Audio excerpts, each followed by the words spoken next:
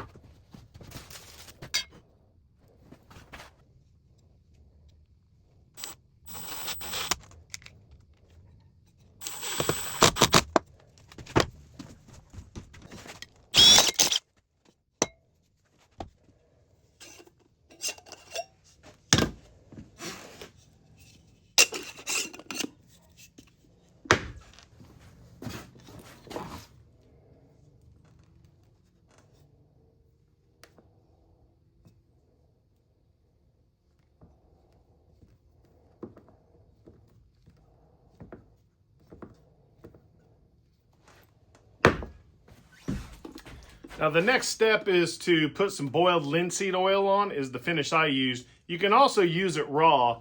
Now some people mentioned that they were afraid the boiled linseed oil would repel the carpenter bees or the wasps. That's not the case. I caught a wasp the first hour I installed this earlier today. So I just happened to use this this lid that I had. You can use the others. This is just what I had. So that way the bees and wasps can still get in there. So if you found this enjoyable, please like and subscribe. Appreciate you guys hanging out. You could always shape this a little differently. I think this one's still my favorite. But once you put some boiled linseed oil, that's going to really pop. So hey, this is Steve with My Honey's Handmade. Thanks for hanging out. Catch you on the next one.